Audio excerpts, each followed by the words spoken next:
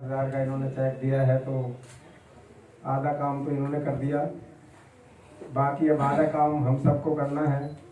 जैसा कि माले साहब ने कहा कि कम से कम 1 लाख खर्च होगा, तो उसमें भी योगदान देना है। और दूसरा,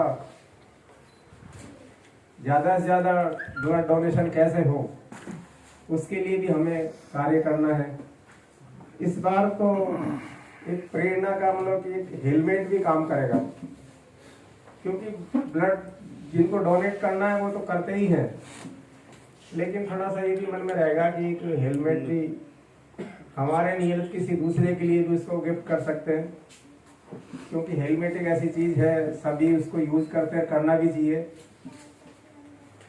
तो हम सब ये प्रयास करें कि ज़्यादा से ज़्यादा, जैसा भी कहा कि जो 10 लोगों से ज़्यादा को प्रेरित करके और डोनेट कराएंगे तो उनको विशेष रूप से विशिष्ट अतिथि या अतिथि के रूप में सम्मान दिया जाएगा।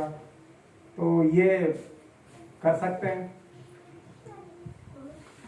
दूसरा, स्वास्थ्य के बारे में जो गोष्ठी होगी वो भी एक बहुत अच्छा एक संदेश मिलेगा।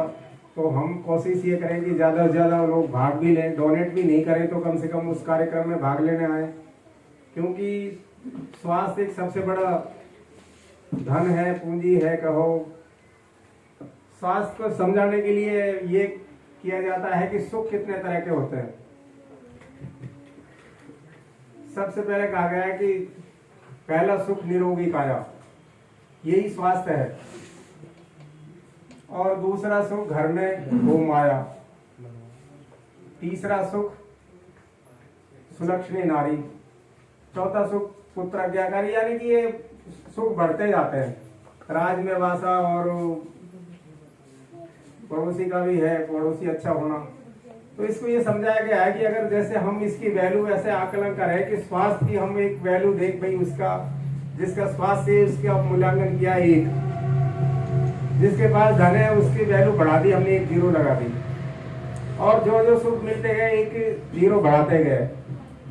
अब इसको ये समझा गया है कि अगर 0 में से कोई 1 0 भी कम हो जाए तो उससे कम फर्क पड़ेगा, लेकिन जो स्वास्थ्य की वैल्यू 1 है अगर वो हट गई तो वो 0 जो है बिल्कुल नील हो जाएंगी। जैसे अभी माल्या साहब ने समझाया कि अरबों की संपत्ति है लेकिन स्वास्थ्य नहीं है, तो 5 लोगों को हेल्प से चलना पड़ता है, उनको सार संभाल करनी पड़ती है। तो इसलिए स्वास्थ्य हम अपना कैसे सही रखें वो भी अभी पीपीटी के द्वारा बताया गया। तो सबसे बड़ा तो ये है कि आलस्य जो है सबसे बड़ा शत्रु इसलिए बताया गया है कि जहां आलस्य है वहीं हमारे शरीर में बीमारियां पैदा होती हैं। ये कहा गया है कि आप अगर, ईश्वर ने मतलब शरीर की रचना इस ढंग से की है कि अगर इसको काम में नहीं लिया गया तो ये धीरे धीरे बिना काम का हो जाता है। जितने भी लोग हैं जिनको सुख सुविधा ज्यादा मिलती है वो ज्यादा अस्वस्थ होते हैं। इसलिए ये आप सब ज्ञानी हैं, और ज्यादा से ज्यादा लोगों को जोड़ने के लिए अपने आप ड्यूटी बनती है कि हम संपर्क करें और ब्लड का डोनेशन के लिए लोग ज्यादा से ज्यादा आए, इसके लिए प्रयास करें। मैं तो ऐसा ही आप सबसे प्रेरणा के लिए मतलब आपसे गुजारिश करूंगा कि आप लोगों को प्रेरित करके लाएं। और सभी का धन्यवाद।